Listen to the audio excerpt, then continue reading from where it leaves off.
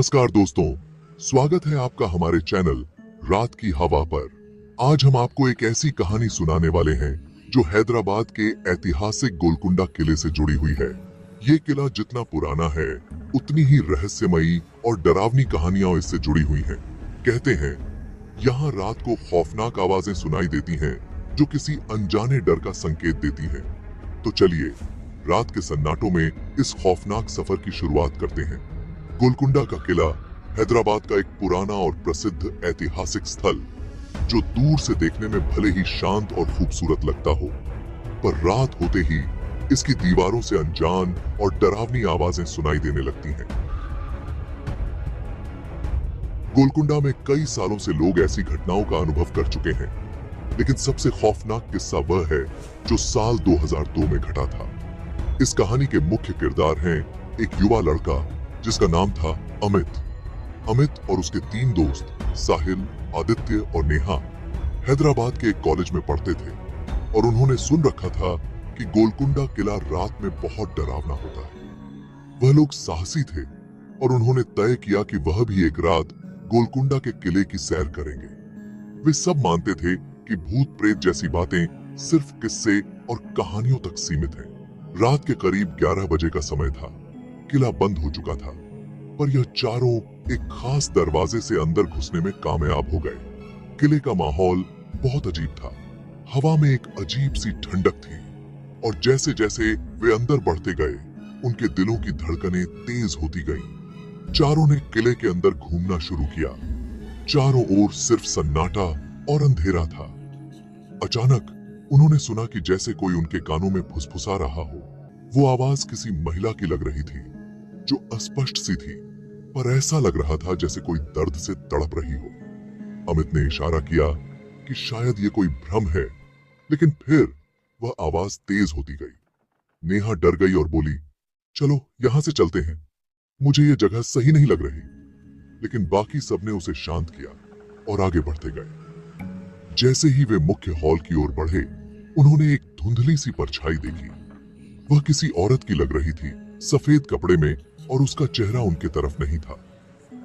आदित्य ने हल्की आवाज में अमित से कहा, तूने देखा वो कौन है? लेकिन जैसे ही अमित ने उसकी ओर देखा, वो परछाई अचानक गायब हो गई। चारों के रोंगटे खड़े हो गए और अब उनका दिल भी तेजी से धड़कने लगा था। उन्होंने महसूस किया कि अब शायद उनके लिए यहाँ से निकलना ही ठीक होगा।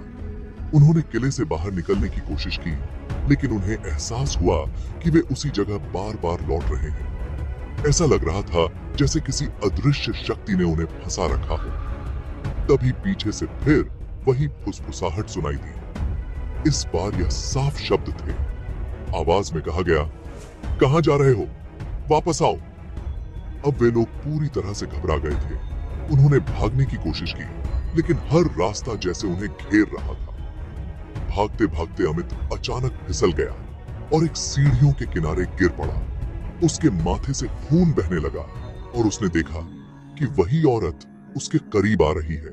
वह औरत रोते हुए कह रही थी, मुझे यहाँ से आजादी चाहिए, मुझे छोड़ दो। अमित जैसे अपनी होश खोने लगा था। उसकी आंखें धीरे धीरे बंद हो रही थीं। उसे लगा कि अब वह यहाँ से कभी बाहर नहीं जा पाएगा। साहिल और आदित्य ने मिलकर किसी तरह अमित को उठाया और सभी ने दौड़ते हुए किले के बाहर का रास्ता पकड़ लिया। बाहर आते ही अचानक किले के अंदर की सभी आवाजें गायब हो गईं। वे सब हैरान थे। एक पल पहले जिस खौफनाक माहौल में वे फंसे हुए थे, वो अब शांति में बदल चुका था। उन्हें यकीन नहीं हो रहा था कि वे जिंदा बाहर आ गए हैं। उस हादसे के बाद अमित और उसके दोस्तों ने कभी उस किले की ओर लौटने की हिम्मत नहीं की। लेकिन कहते हैं, उस रात अमित ने जो औरत देखी थी, वह शायद किसी पुराने जमाने की आत्मा थी जो आज भी किसी कारण से वहां बंधी हुई है।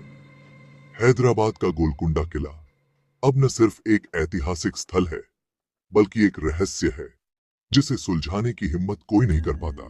तो दोस्तों, यह थी गोलकुंडा किले की एक सच्ची और खौफनाक कहानी। ऐसी कहानियां बताती हैं कि हमारी दुनिया में कई रहस्य हैं जो हम समझ नहीं सकते।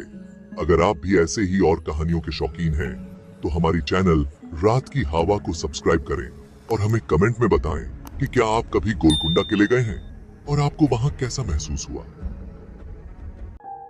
अब हम आपको गोलकुंडा किले की प्राचीन कथा के बारे में बताएंगे।